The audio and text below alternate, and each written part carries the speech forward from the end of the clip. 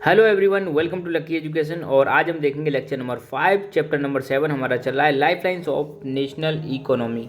ठीक है, तो इसमें आज हम देखने वाले हैं पाइपलाइन ट्रांसपोर्टेशन के बारे में। इससे पहले हमने कई ट्रांसपोर्टेशन के जो मेथड्स हैं डिस्कस कर लिए हैं। स्पेशली हम लैंड ट्रांसपोर्टेशन पे चल रहे हैं, जिसमें हमने रोडवेज के बारे में देखा था, फिर हमने रेलवे के बारे में देखा, और आज हम पाइपलाइन ट्रांसपोर्टेशन को फिनिश कर देंगे। इसके बाद फिर जो अगला लेक्चर आएगा उसमें हम वाटर ट्रांसपोर्ट के भी फिनिश कर देंगे, और एक एक करके सारे ट्रांसपोर्टेशन हम फिनिश करने वाले हैं। तो पाइपलाइन ट्रांसपोर्टेशन में जो ट्रांसपोर्टेशन होता है, देखो ध्यान रखना, पाइपलाइन ट्रांसपोर्टेशन जो होता है, पहली बात तो उसमें ऐसे पाइपलाइन बिछाई जाती है, पाइपलाइन को गुजारा जाता है। इस पाइपलाइन के माध्यम से जनरली हम क्या करते हैं, लिक्विड को ट्रांसपोर्ट करते हैं और गैसेस को ट्रांसपोर्ट करते हैं। ठीक है, और ऐसा नहीं है, लिक्विड गैसेस सॉलिड को भी हम ट्रांसपोर्ट कर सकते हैं, मगर सॉलिड में क्या करना पड़ेगा, उसको क्रश करके उसको स्लरी में कन्वर्ट करना पड़ेगा, उसमें वाटर ऐड करके उसको स्लरी में ऐड करना पड़ेगा, तब जाके हम ट्रांसपोर्टेशन कर सकते हैं। देखो आज की डेट में पाइपलाइन ट्रांसपोर्टेशन जो है बहुत ज़्यादा इंपॉर्टेंट हो चुका है। आपने देखा हो, किसी भी इंडस्ट्री में चले आओ, कोई सी भी इंडस्ट्री ले लो, हर इंडस्ट्री में आपको पाइपलाइंस की ज़रूरत पड़ती है। अब इंडस्ट्री छोड़ो, आप घर की बात करें, डोमेस्टिक अगर हम बात करें, डोमेस्टिक लेवल पर अपने घर में देखो, घर में आपके में पाइप ही पाइप बिछी हुई है। जो वाटर की सप्लाई जो आ रही है वो किससे आ रही है, पाइप से आ रही है।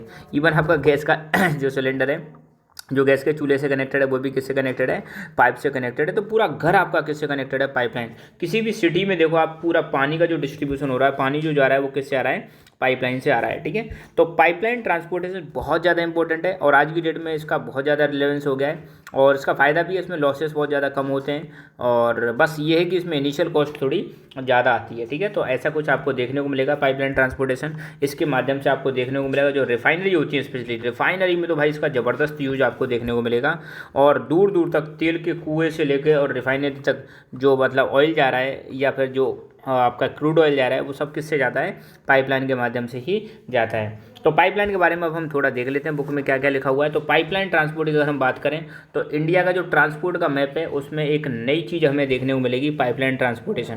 पहले इसके बारे में इसमें ज़्यादा नहीं दे रखा था, मगर अब पाइपलाइन के बारे में बहुत ज़्यादा इसका जब यूज होने लग गया है तो इसको भी हम पढ़ने लग गए हैं। दूसरी चीज़, पास्ट में जो पाइपलाइंस होती थी, पहले पाइपलाइंस का इस्तेमाल हम करते थे पानी को ट्रांसपोर्ट करने के लिए शहरों में और इंडस्ट्रीज में।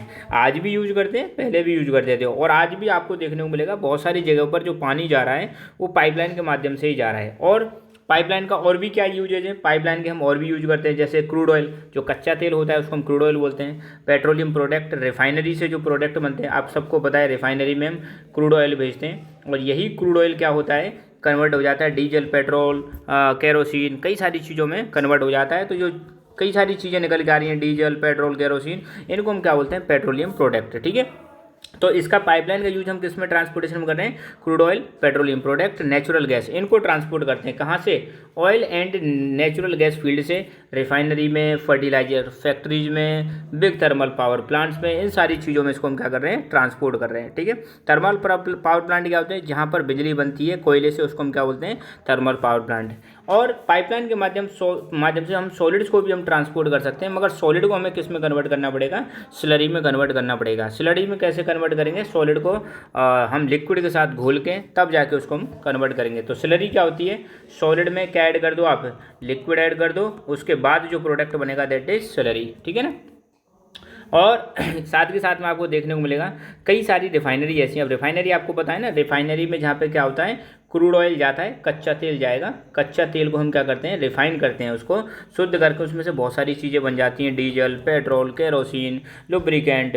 ठीक है, ये सारी चीज़ें बन जाती हैं। तो आपको देखने को मिलेगा कई सारी रिफाइनरी ऐसी हैं जो ऑयल फील्ड के पास नहीं है, जबकि मार्केट में लगी हुई हैं, जैसे बरौनी, मथुरा, पानीपत, ये ऐसी रिफाइनरी है जो इनलैंड लोकेशन पे है, मतलब अंदर की तरफ हैं। तो इन रिफाइनरीज में भी हम किसका यूज करते हैं, क्रूड ऑयल को ले जाने के लिए पाइपलाइन का ही यूज करते हैं। साथ के साथ में कुछ प्लांट हैं, गैस वेस्ट फर्टिलाइजर प्लांट, ये भी तभी पॉसिबल है इनका चल पाना जब हम इनको पाइपलाइन से कनेक्ट कर देंगे। या आज की डेट में चल पा रहे हैं, तो ये क्यों चल पा रहे हैं, ये बिकॉज ऑफ पाइपलाइंस की वजह से ही चल पा रहे हैं। अगर पाइपलाइन ट्रांसपोर्टेशन नहीं होता तो शायद इनका चल पाना वो बहुत ज़्यादा डिफिकल्ट हो जाता।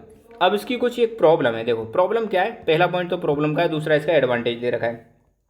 पाइपलाइन ट्रांसपोर्टेशन की प्रॉब्लम ये कि इसमें इनिशियल कॉस्ट जो पाइपलाइन बिछाने की जो कॉस्ट होती है वो बहुत ज़्यादा होती है। बाकी रनिंग कॉस्ट अगर हम देखें बहुत लंबे समय बाद आपको देखने को मिलेगा रनिंग कॉस्ट बहुत ज़्यादा कम होती है। रनिंग कॉस्ट मतलब जो खर्चा आता है इसका बहुत कम आता है, बस इसका शुरुआती जो खर्चा होता है, ले करने का जो खर्चा होता है, बिछाने का जो खर्चा होता है वही ज़्यादा होता है। और एडवांटेज क्या है इसका, पाइपलाइन ट्रांसपोर्टेशन में आपको देखने को मिलेगा ट्रांसशिपमेंट जो लॉसेस होते हैं या डिले होते हैं वो रुक जाते हैं। आपको देखने को मिलेगा पाइपलाइन से जो माल जा रहा है बिल्कुल सीधा पहुंचेगा, जितना आप भेज रहे हो उतना ही पहुंचेगा, इसमें कोई लॉस नहीं होता है, इसमें कोई लीकेज नहीं होता है, इसमें कुछ कम नहीं पहुंचता है, मतलब यहाँ पे जितना भेजोगे उतना ही पहुंच जाएगा। तो ये इसका जो सबसे बड़ा एडवांटेज है, ट्रांसशिपमेंट जो लॉसेस हैं, डिलेज हैं, ये क्या हो जाते हैं, कम हो जाते हैं पाइपलाइन ट्रांसपोर्टेशन के माध्यम से। ठीक है, अब कुछ एग्जाम्पल देखने, पाइपलाइन नेटवर्क्स के एग्जाम्पल देखने। यहाँ पे हमने अभी तक पाइपलाइन ट्रांसपोर्टेशन के बारे में देखा था, अब हम देखेंगे नेटवर्क। तो ये एक पाइपलाइन है आपकी, ऑयल फील्ड है अपर आसाम में, ध्यान रखना आसाम आपको बताइए। अच्छा कमेंट करके बताइए आसाम की कैपिटल क्या है, आपको कमेंट करके बताना है। तो आसाम के अपर एरिया में वहाँ पर एक ऑयल फील्ड है जहाँ पे मतलब तेल निकला है, वहाँ से लेके कानपुर, कानपुर आपको पता है यूपी में पड़ता है, यहाँ पे एक पाइपलाइन आ रही है। किस किस जगह से आती है, गुवाहाटी से आती है, बरौनी होके, इलाहाबाद होके, तब जाके ये कानपुर पहुँचती है। तो ध्यान रखना ये जो पाइपलाइन है अपर आसाम से लेकर कानपुर तक जो पाइपलाइन है, इसमें बीच बीच में क्या पड़ता है, गुवाहाटी, बरौनी, इलाहाबाद। इसकी ब्रांचेज हैं, इसकी कौन कौन सी ब्रांचेज दे रखी हैं, तो आपको देखने को मिलेगा यहाँ पे बरौनी से हल्दिया बाया राजबंद, राजबंद टू मोरीग्राम और गुवाहाटी टू सिलगुड़ी, ऐसे करके इसमें कुछ ब्रांचेज बनी हुई हैं। ठीक है, और इसके अलावा और भी पाइपलाइन के नेटवर्क दे रखे हैं, जैसे एक पाइपलाइन है सलाया इन गुजरात से लेकर जालंधर इन पंजाब, मतलब गुजरात से लेकर पंजाब तक। कहाँ कहाँ होकर गुजर रही है, बिरमगाम, मथुरा, दिल्ली, सोनीपत, यहाँ से गुजर रही है, तब जाके गुजरात से कहाँ पहुँच रही है, पंजाब पहुँच रही है। इसकी ब्रांचेज भी हैं, it has branches to connect Koyali, किससे कनेक्ट करती है, कोयाली से कनेक्ट करती है। जो कोयाली कहाँ पर पड़ता है, बड़ोदरा गुजरात में, चक्सू और अदर प्लेसेस को ये कनेक्ट करती है, इसकी ये ब्रांचेज है। एक पाइपलाइन आपकी गैस पाइपलाइन है जो हजीरा गुजरात से कनेक्ट करती है जगदीशपुर उत्तर प्रदेश। एक पाइपलाइन इसका एग्जांपल दे देना, एक इसका दे देना, बाकी डिटेल आप ना भी लिखो तो कोई दिक्कत नहीं है अगर पेपर में आता है तो। ठीक है, तो एक पाइपलाइन सलाया गुजरात से लेकर जलंधर इन पंजाब, कहाँ कहाँ से जा रही है वो बता देना।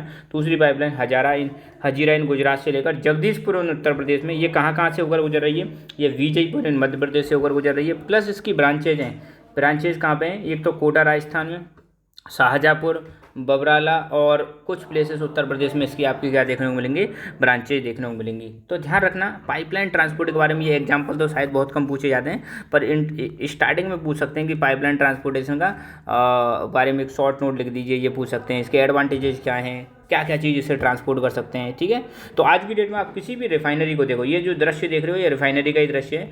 रिफाइनरी में आपको चारों तरफ क्या दिखाई देंगे, पाइपलाइन ही पाइपलाइन दिखाई देंगी। तो ये बहुत ज़्यादा इंपॉर्टेंट सोर्स है, बिना इसके हम रिफाइनरी की कल्पना भी नहीं कर सकते। रिफाइनरी जो होती हैं बिना पाइपलाइन के आप इनको ऑपरेट नहीं कर सकते, क्योंकि गैस ट्रांसपोर्ट करने के लिए, लिक्विड ट्रांसपोर्ट करने के लिए आपको पाइपलाइन की ज़रूरत पड़ती है। तो यहाँ पर इसके आधार पर दो क्वेश्चन बन जाएंगे कि एक तो छोटा सा क्वेश्चन ये आ सकता है पाइपलाइन ट्रांसपोर्ट पर एक छोटा सा नोट लिखना है, दूसरा आ सकता है पाइपलाइन ट्रांसपोर्ट के एडवांटेजेस क्या हैं, और चाहो तो एक आध डिसएडवांटेजेस भी यहाँ पे लिख सकते हो। चलो मैं एक क्वेश्चन और देता हूँ आपके लिए, क्वेश्चन आपको कमेंट करके बताना है, पास्ट में जो पढ़ाया उसी में से मैं पूछ रहा हूँ। आपका जो गोल्डन क्वाड्रिलेटरल है कौन कौन से शहरों को कनेक्ट करता है और इसकी डिस्टेंस कितनी है, ये चीज़ आपको कमेंट करके बतानी है। आई होप आप जरूर बताओगे कमेंट करके। So thank you so much, keep learning, keep enjoying and God bless you all.